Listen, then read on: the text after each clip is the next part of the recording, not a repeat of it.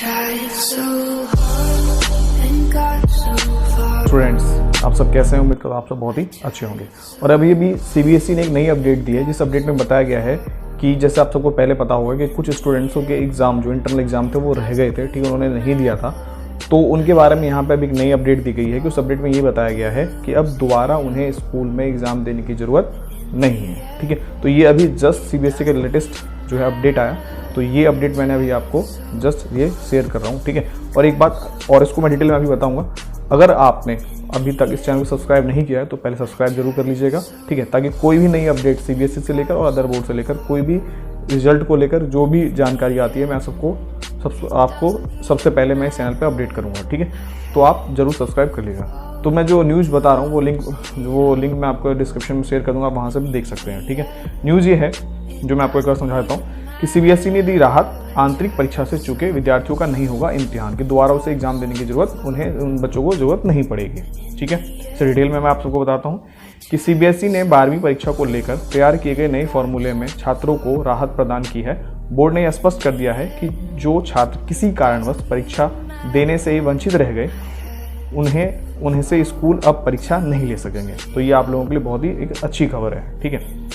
Board ऐसे छात्रों का परिणाम जो उनका रिजल्ट बनेगा वो 10th क्लास, 11th क्लास और 12th क्लास के जो अभी ऑब्जेक्टिव क्राइटेरिया है उस पर उनको रिजल्ट तैयार करके दे दिया जाएगा, ठीक है। और इसका सबसे ज़्यादा जो लाभ है वो उन स्टूडेंट्स को होगा जो कोरोना के संक्रमण की चपेट में आने की वजह से परीक्षा नहीं दे सके थे, ठीक है। क्योंकि आपको पता है जिस टाइम कोरोना जब स्टार्ट हो गया तो उस टाइम बहुत सारी प्रॉब्लम हो रही थी, ठीक है। सीबीएसई बोर्ड की परीक्षा में इस बार कई ऐसे छात्र हैं जो कोरोना महामारी की वजह से परीक्षा देने से चूक गए हैं, ठीक है। इसकी प्रमुख वजह है कोरोना महामारी में चपेट में आना, क्योंकि कोरोना की दूसरी लहर के बीच कई छात्र उनके परिजन भी कोरोना की चपेट में आ गए थे।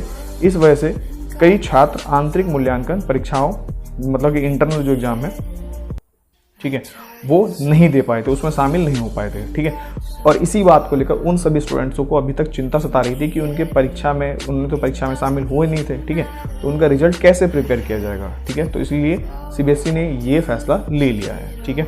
और इस फैसलों को बहुत सारे स्टूडेंट जिन्होंने एग्जाम नहीं दिए उन्होंने बहुत ही अप्रिशिएट किया है, ठीक है। उनको बहुत अच्छा लगा कि जो उनका भी ध्यान इसमें रखा गया है, ठीक है। और ख़ासकर ये जो है ये उन स्टूडेंट्सों के लिए भी है कि जो डिसेबल्ड हैं, जो दिव्यांगजनक जिसे हम कहते हैं, ठीक है, कि वो भी किसी कारणवश अगर एग्ज़ाम नहीं दे सके थे तो उनका भी एग्ज़ाम का जो रिज़ल्ट है वो क्लास 10th, 11th और 12th के बेस पे ही वो प्रिपेयर किया जाएगा, ठीक है।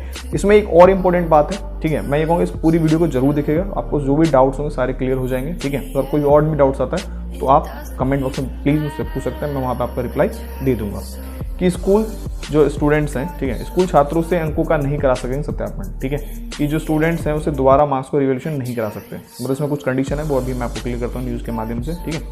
बोर्ड ने जो सेशन है 2020-21 में ये साफ तौर पर स्पष्ट किया है कि स्कूल पुनर्मूल्यांकन और अंकों का सत्यापन छात्रों से नहीं करा सकेंगे, यहाँ तक कि एक बार अंक निर्धारण करने के बाद स्कूल को छात्रों का उत्तर पुस्तिका, मतलब जो आंसर शीट है आपको, ठीक है, वो दिखाने की अनुमति नहीं है। इससे पहले ये होता था कि जो इंटरनल एग्जाम होते थे, ठीक है, वो स्टूडेंट्स को जो आंसर शीट हम दिखा दिए जाते थे, ठीक है। अगर इससे कोई स्टूडेंट्स जो है संतुष्ट नहीं होता है, ठीक है, तो स्कूल को पुनर्मूल्यांकन के दावा कर देते थे। मतलब जैसे कि कोई प्री बोर्ड हुआ, अगर आपको लगता है कि इसमें मेरे मार्क्स कम आए हैं, ठीक है, तो उसे दोबारा से रिवैल्यूएशन जो है टीचर कर देते थे और आपको वहाँ पे आंसर शीट भी दिखा दिया जाता था। लेकिन इस बार जो सेशन में है ये जो राइट्स है ये सीबीएसई के पास राइट होगा, ठीक है, ये जो अब राइट है वो सीबीएसई के पास चला गया।